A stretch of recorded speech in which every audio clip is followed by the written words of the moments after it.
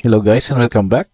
We are here again for another deck tech for the Pauper format, in which we're still continuously exploring the format with these new archetypes.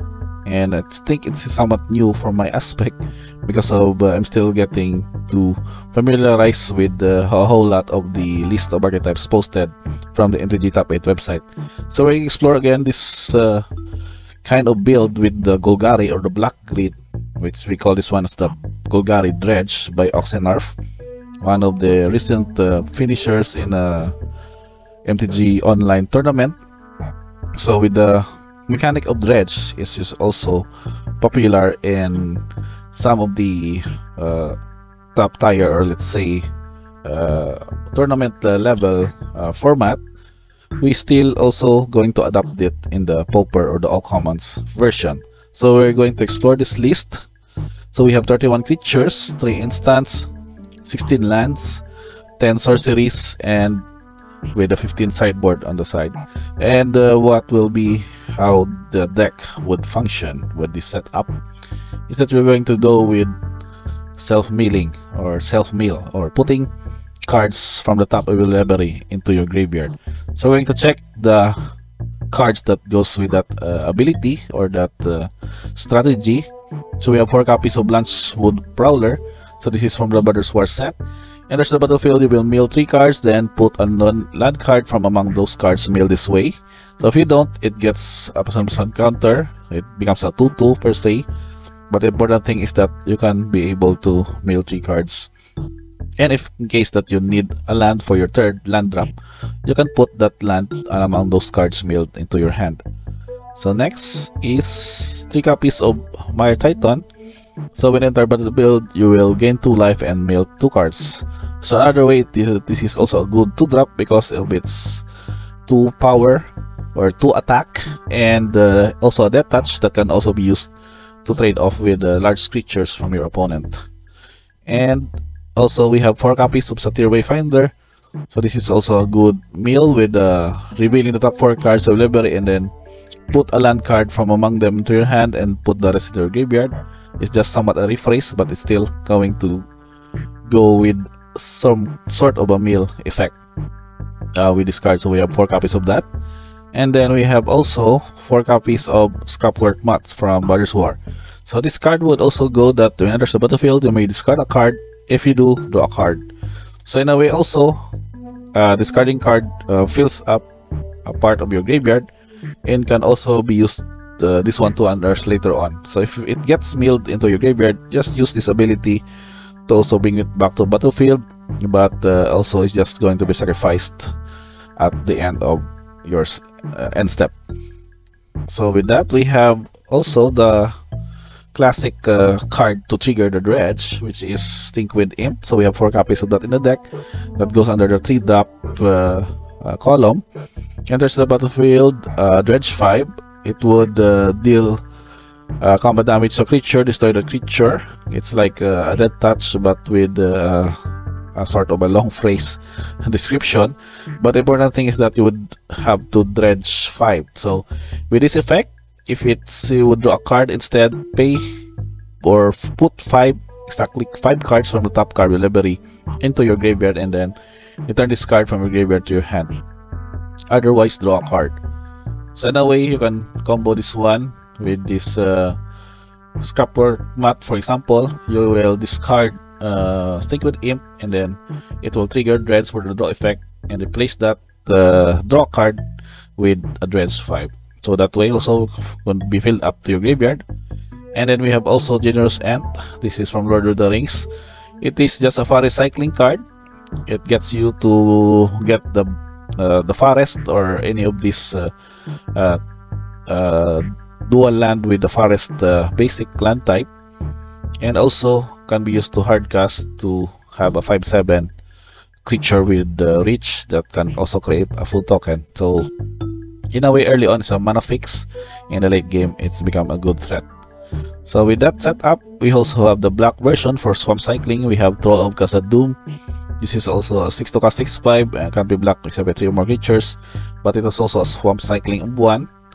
And then we have probably the best card that can benefit from the milled cards because of Lotleth Giant that is having this effect that when it enters the battlefield, it deals 1 damage to target opponent for each creature card in your graveyard. That's also a 6/5 power that can also become a good attacker per se on the board. So with 31 creatures, you can make sure that hitting it into the battlefield would get you to have a good damage effect to your opponent, equal to the number of creatures in your graveyard. So what do we get as to why we can probably let them get back on the battlefield as early? So we don't really need to cast or hard cast them for 6, like this one hard cast them for 7. So we have a few ways to return them. We have 3 copies to exhume, though this is a 2/2 cast. Each player put a creature card from the graveyard to the battlefield. So along with it also is the 4 copies of Dread Return. So this card is like a 4 mana return target creature card from your graveyard to the battlefield, but it has also a good flashback effect that can be used to sacrifice 3 creatures. So if ever it gets milled into the graveyard, you can just use this flashback cost to do a dredge for the so a Lotleth Giant, for a troll, or a generous ant. Also, we have some good ways to be used for flashback, or can be hard cast per se for your option. So we have 3 copies of Acorn Harvest. You can come off the board with these squirrel tokens, and the flashback effect would only get you for 2 and pay 3 life. So if this card gets milled also, you can just use this flashback effect to still have the value of this card from your graveyard. Now the only way to gain new life probably is here, the 3 copies of Gnaw to the Bone. You gain 2 life for each creature card in the graveyard, so as more cards or more creature cards are milled into your graveyard for the use of Dredge or any of the reanimator effect later on, you can just use Gnaw to the Bone. And the good thing is that it will have also a splashback effect. So in the same case as the other cards, if it gets milled into your graveyard from your library, you can still get the value of it by paying the flashback costs. So you make sure that you will still have a good life total, so that you can still be able to do your other shenanigans while still maintaining the life total to stay in the game.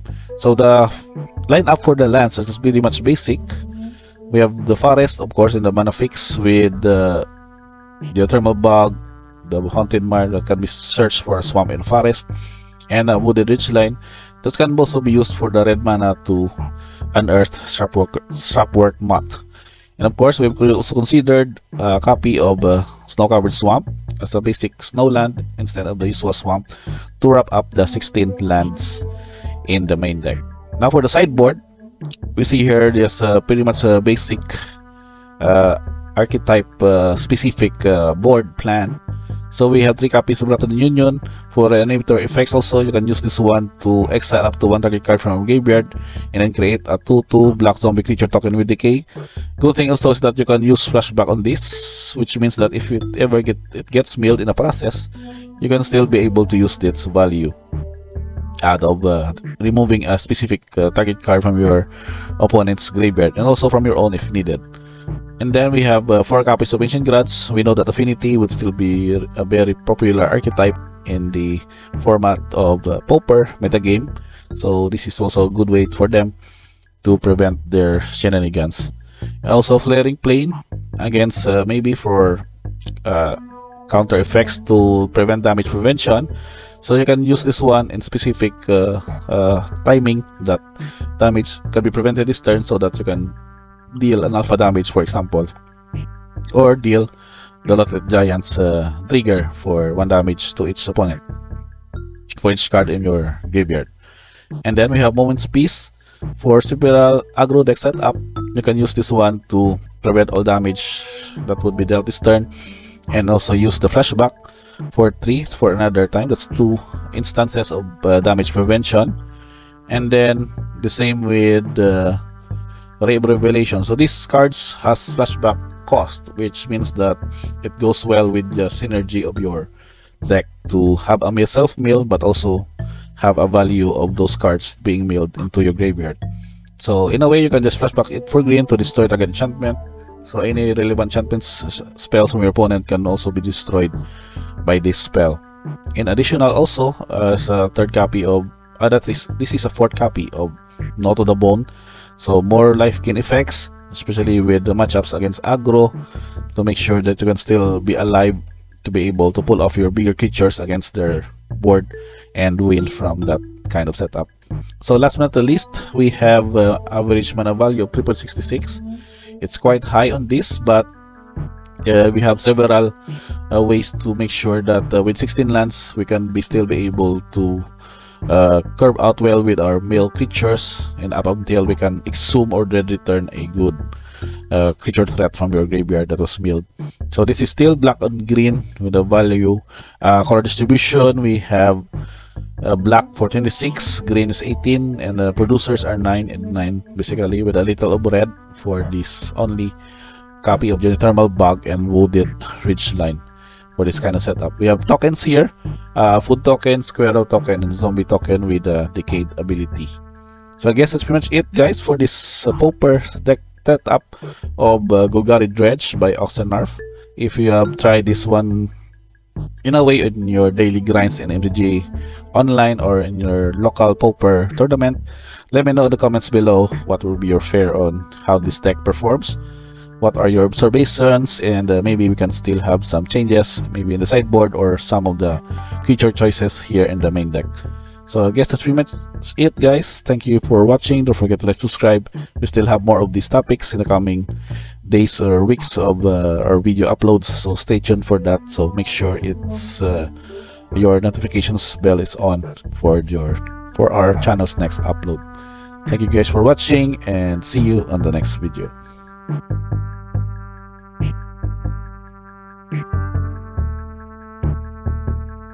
You